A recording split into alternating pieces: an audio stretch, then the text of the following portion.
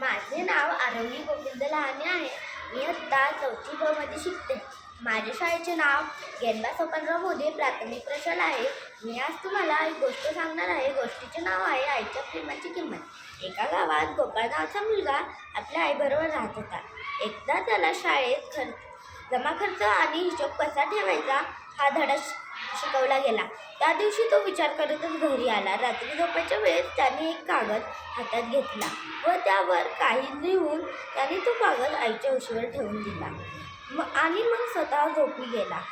जेव्हा आई सर्व काम झाल्यावर खोलीत आली तेव्हा तिला तो कागद दिसला आणि तिने तो कागद वाचायला सुरू केला. त्यावर लिहिले होते आईसाठी केलेल्या कामाचा हिशोब. बाजारात जाऊन तेल आणण्याचा सेवा शुल्क ₹2. संध्याकाळी स्वयंपाक करत असताना लहान बहीण चिंकीला सांभाळायचा आणि तिच्याबरोबर ठेवण्याचा सेवा शुल्क ₹4. संध्याकाळी स्वयंपाकात आईची मदत करण्याचा सेवा शुल्क ₹3. रात्री झोपताना बिछवणा नीट करण्याचा सेवा शुल्क ₹4. एकूण बेरीज केल्यावर आईकडून यायचा सेवा शुल्क ₹14. आईनं हिशोबाचा कागद वाचला आणि ती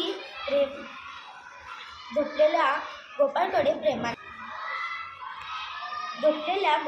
प्रेमाने बघितले आणि एक कागद उचलला.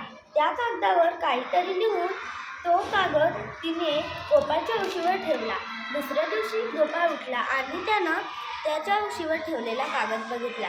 त्याने तो कागद हातात घेतला आणि वाचायला सुरू केला. त्यावर लिहिलं होतं गोपाळसाठी केलेल्या गोष्टींचा हिशोब. जेव्हा जन्मापूर्वी गोपाळ पोटात सांभाळला तेव्हा शुल्क काही नाही. अतिशय प्रेरणादायी सोसून गोपाळला जन्म दिला. सेवा शुल्क काही नाही. आपल्या काळजाचा तुकडा समजून पालनपोषण केले. सेवा शुल्क काही नाही. गोपाळ आजारी पडलं रात्र जागून त्याची सेवा केली. त्याला औषध दिले. सेवा शुल्क काही नाही. गोपाळला शिकवून सवरून चांगला मुलगा बनवायचे प्रयत्न केले. सेवा शुल्क काही नाही. सर्व बेरीज मिळून फक्त गोपाळचे प्रेम, बाकी काही नाही. सेवा शुल्क काही नाही. सर्व बेरीज मिळून फक्त गोपाळचे प्रेम, बाकी काही नाही. हा कागद वाचता गोपाळचे डोळे भरून आले.